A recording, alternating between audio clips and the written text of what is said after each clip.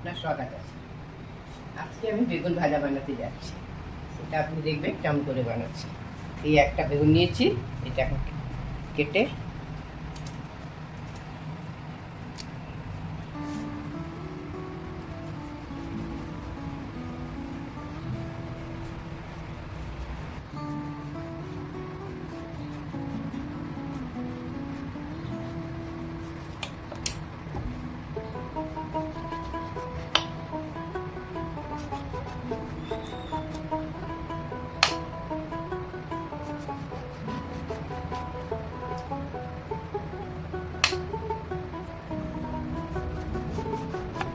তারপর এখানে এমনি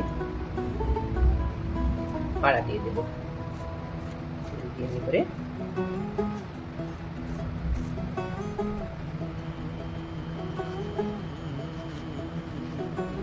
कागज के दो पंख लेके उड़ा चला जाए रे, जहाँ नहीं जाना था ये वहीं चला हाय रे। उम्र का ये ताना बाना समझ न पाए रे, जुबां पे जो मोह माया नमक लगाए रे, के देखे न भाले न जाने न दाए रे, दिशा हरा क्या हिंदू का। এই আমার তেল গরম হয়ে গেছে।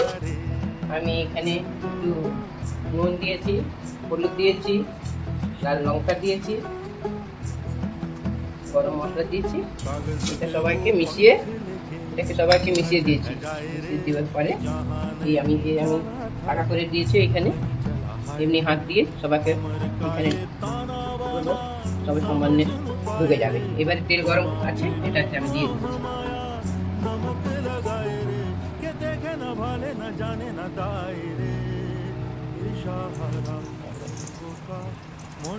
সব এখানে দিয়ে এখানে সব মশলাগুলো ঢুকে যাবে।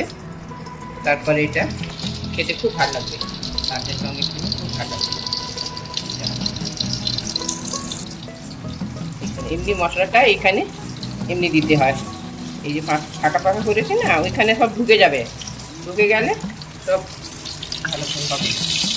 আসলে খুব ফুটে রাখবো না, একটু সিমতে রাখলে আস্তে আস্তে হবে, এটাই ভালো হবে।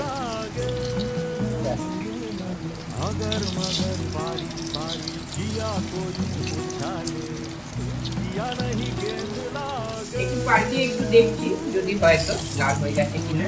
হ্যাঁ, কিন্তু একদম লাল হয়ে গেছে, এটাও হয়ে গেছে, এটাই হয়ে গেছে, সব হয়ে গেছে। সেভাবে একটু চিমতেই রাখতে ভালো, বেশি জোরে রাখলে জ্বলে যাবে, সেই জন্য একটু চিমতে বানাতে হয় এটা।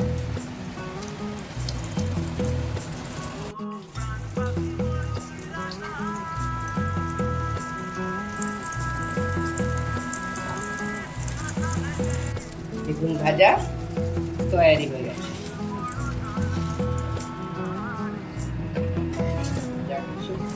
সঙ্গে খেতে পারেন। এবারে এই বেগুন ভাজা এই যে আমার রেডি হয়ে গেছে। এটা আপনি ভাত সঙ্গে খেতে পারেন, রুটির সঙ্গে খেতে পারেন। যদি আমার চ্যানেলটা ভালো লাগছে আপনাকে, আমার রেসিপি আপনাকে ভালো লাগছে, নিশ্চয়ই আপনি লাইক করবেন, শেয়ার করবেন। নমস্কার, ধন্যবাদ।